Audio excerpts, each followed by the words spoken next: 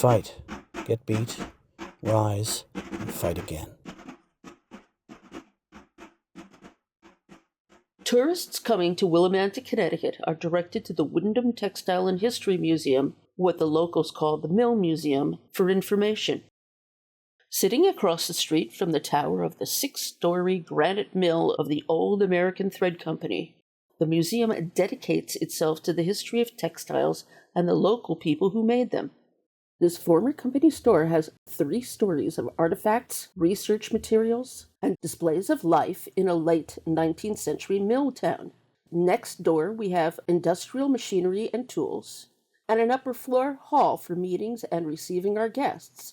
But the museum collection isn't only dedicated to the industrial age. There are artifacts and tools of weaving that are far older, such as the recently assembled 4-harness barn loom, which visitors can see in operation. The busy main street of Willimantic, Connecticut may seem very far removed from the rural, unpaved trail it once was in 18th century New England. Just a short distance down the road is an intersection which leads us to Old Windham Center and the historically famous Native American Trail, which is now Route 14. It takes imagination to envision thousands of soldiers and horsemen with cannon heading west to New York with Generals Washington and Rochambeau at the lead. But that's exactly what happened. So let's take a time trip to tell you about Windham and the Revolutionary War. Heading east to Windham Center, museum volunteers have gathered on the Greene for their monthly spinning bee, where women and men teach the traditional skills of fabric making, and some local gossip, as they've done for about 335 years since the first settlers arrived. As these modern craftswomen card wool, make yards of thread with drop spindles, weave tape for ribbons, and teach their skills, perhaps they follow their sisters in holding the tradition with revolution in mind, because 250 years ago, the world was about to be turned on its head, and good trouble never gets old. This quiet colonial village crossroads, with its lawyers, merchants, courthouse, and jail, was becoming a hotbed of insurrection against a king an ocean away. For many of the women, their husbands, fathers, and brothers would soon be marching off to war. And Windham Center would become one of the stops of the Washington-Rochambeau Trail. So let's head further east down scenic country roads into Coventry, Rhode Island, to learn about a wealthy woman who may or may not have participated in the non-importation movement. Spell Hall, the home of Major General Nathaniel Greene and his wife, Catherine Littlefield Greene. I'm Heather Knight. I'm a docent here at Spell Hall, the Nathaniel Greene Homestead. My name's Jake Spencer. I'm one of the curatorial staff here at the homestead. Catherine Littlefield Greene, she was the wife of Major General Nathaniel Greene during the Revolutionary War. This was the house that she as a young bride came to in 1774. By about 1775, the earliest record that we have of Catherine, receiving fabric at this house, she ordered somewhere in the excess of, I believe, about 65 yards of fabric that we believe were possibly imported here. And, that was very early in the war, so it's possible, at that time that trade was still open. Nathaniel Greene's family, her husband, they had a merchant shipping business that was mainly for their anchors that they produced here. However, it wasn't uncommon for her brother-in-law to, on his shipping journeys, sometimes go as far as France. And in that, we believe it's possible that, due to the price of the fabrics, that most of those were imported from France. But, alongside those in the record as well, there is, some items and articles that were made by people in the family and locally. So, she kind of had a mix going on.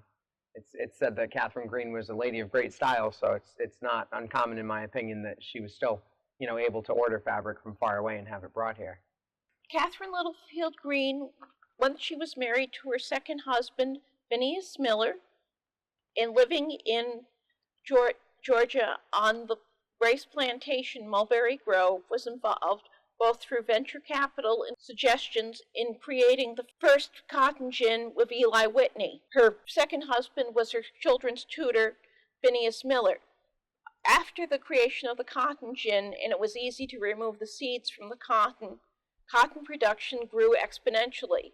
Ironically, the growth of cotton production, which led to an increase in the plantation system, and more slaves actually led to the Civil War, which of course was fought over slavery. Catherine and her sister Nancy Sands, during the Revolutionary War, I'm sure that with all their husbands being away at war, because Catherine's brother-in-law, who was Simon Ray Sands, he was also a Revolutionary War veteran.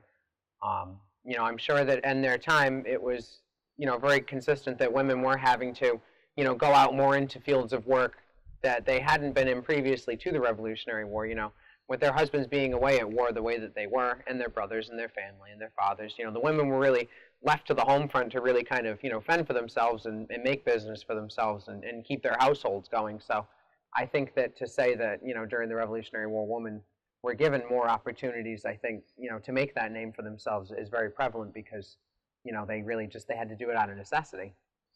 If it wasn't for, those tasks that sometimes aren't always looked at in the highest light, anything from spinning to weaving to mending clothes, even helping their husbands as far as, supplying troops for their militia companies. It was very common that I'm sure women were really helping out in that a lot more than they're given credit for. For example, in my hometown of West Greenwich, Rhode Island, a vote was taken in town meeting to commend women who had donated blankets to the cause. At this time, you couldn't go out and order a blanket from Amazon. You had to start with a sheep. First, you had to shear the sheep, clean the wool, card the wool, spin the wool, either by hand with a drop spindle or with a spinning wheel, then weave the wool by hand, and then fold the blanket to complete it. It was a lot of work and trouble. After the war, Katie and her husband, Major General Nathaniel Greene, were in straitened financial circumstances. He'd spent over $50,000 of his own money to provide supplies such as shirts, shoes, horses, and food for the Continental Army. He was repaid in depreciating Continental currency, and they were practically bankrupt. That's one of the reasons they moved down to Mulberry Grove. He was given this plantation, which had belonged to a loyalist, as compensation for his valiant service. And they had trouble getting a good harvest from the rice plantation. They didn't understand how all of it worked. That I'm sure Katie was motivated as a widow with children to bring up and educate to make money. And she thought this cotton gin might help her do so.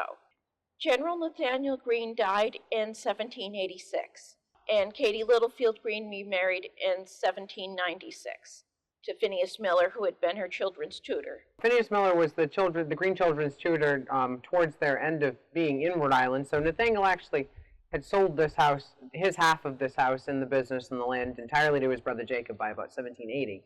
Phineas Miller, who was the Greene children's tutor, he was hired by Nathaniel around 1784.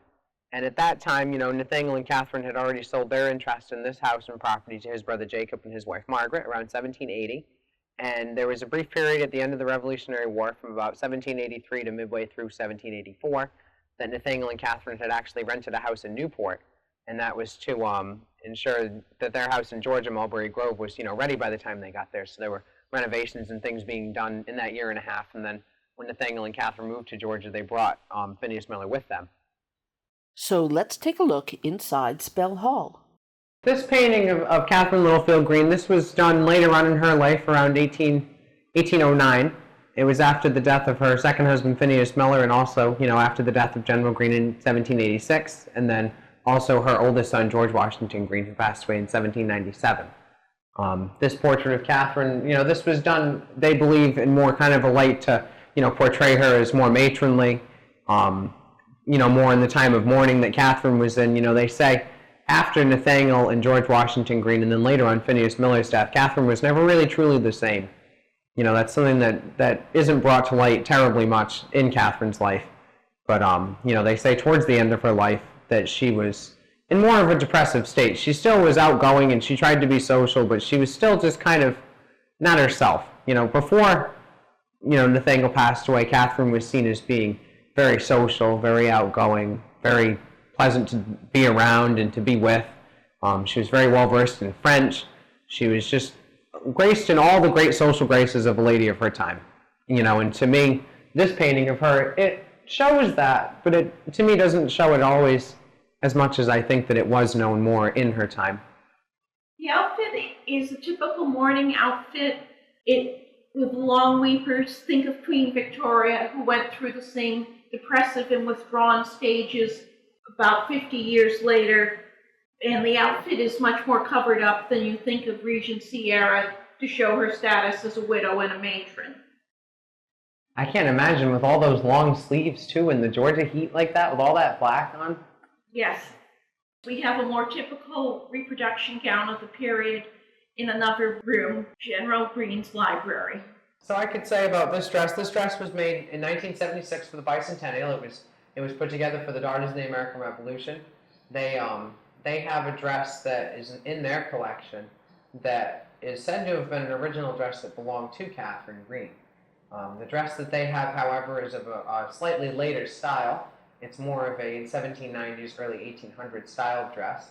However, they took a fabric that was a calico that was of, something that was of like make in the 18th century, and they fashioned off of her measurements from that later dress, this dress, to kind of portray more what Catherine looked like in her time married to General Greene.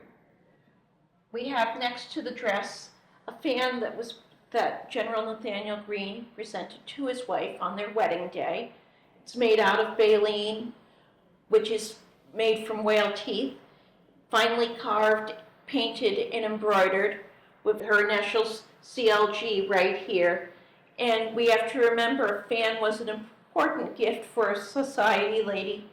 There was a whole language used with the fan of different ways of holding it to indicate messages to suitors and so on. So we say goodbye to Jake and Heather as we head back to Connecticut, with special thanks to Major General Nathaniel Greene Homestead for letting us film this portion of our video series. This program has been made possible through a grant from Connecticut Humanities and a grant from the Leo J. and Rose Pajot Trust. Narrated and directed by Suzanne Latulippe, with thanks to museum volunteers.